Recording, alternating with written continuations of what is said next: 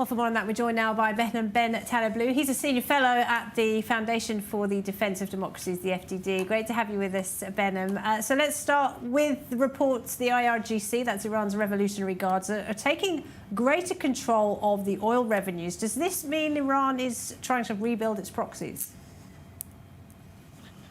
Pleasure to be with you. What it means is that the image we've been seeing of the securitization of the state and the militarized takeover, really, for the past 3+ decades now, the post-Iran-Iraq war period, the false privatization drives of large segments of Iran's economy are continuing, if not being expedited, particularly when it comes to energy. The IRGC's relationship through contractors, private businesses, a whole host of veterans, what have you, is already well documented there. So this is a story of change over time, and we're only now seeing the latest iteration of it, an iteration of which if paired with more recent reporting about Iran's surge to sell oil to China, particularly that which it has in storage in places like Dalian, reportedly, is the signs of the regime bracing for the return of maximum pressure by the incoming Trump administration, which would almost certainly look to crack down on the nexus between Iran's energy trade and its regional destabilizing policies that support its proxies. And the nexus of that is, of course, the Islamic Revolutionary Guard Corps.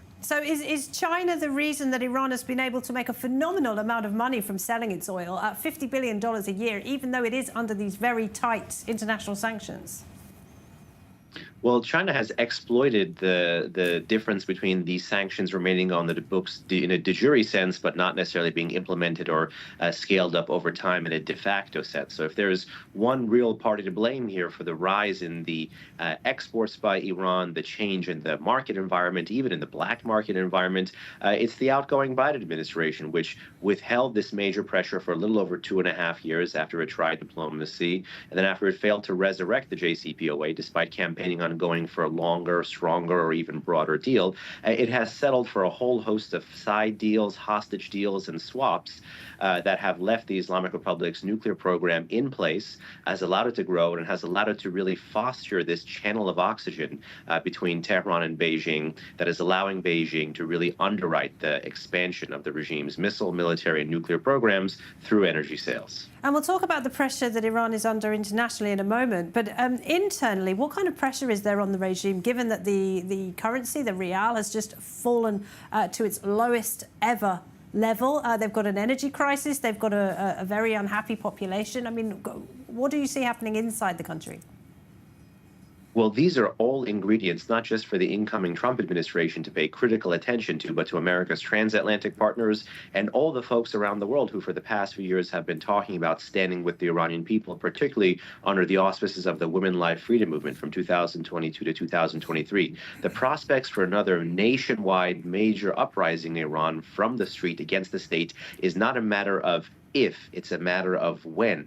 And so therefore, those who see the Iran challenge or the Iran policy issue through the regional proxy lens or the nuclear lens are missing the big picture here, because the real war is not just between the Islamic Republic and Israel or the Islamic Republic and America. The real war is between the Islamic Republic and the Iranian people. And it's imperative to make sure we get that framing right. Even with the rolling blackouts across Iran this week and last week, even within 2-hour periods of those blackouts, you have chance of death to the dictator cascading across multiple cities. So lest we forget, the front line against the fight against the Islamic Republic is the Iranian people.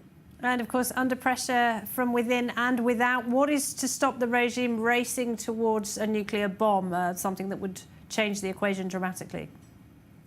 Well, certainly the regime has its back against the wall right now, and every analyst, left, right, center, American, European, has all kind of converged on this thesis, which is when faced with the diminishment of its conventional deterrent architecture, particularly terrorist proxies and long-range strike capabilities like missiles, the nuclear imperative for this regime is set to grow. You see Khamenei copy-pasting, Putin's sword of Damocles, Putin's neighbor's nuclear saber rattling, with all this talk in Iran now of them potentially going for a weapon or wishing they had a weapon. So the threat is quite real, but at the same time, the government in Iran is dangling an olive branch, hoping to rope-a-dope the incoming Trump administration with talks to get the administration and the Europeans to forgo triggering this snapback mechanism. So the threat is real, but the challenge posed by the regime's ability to ensnare the West in diplomacy is also real. Behnam, thank you very much. We appreciate it. Behnam Ben Taleblu at the FDD. Thank you. And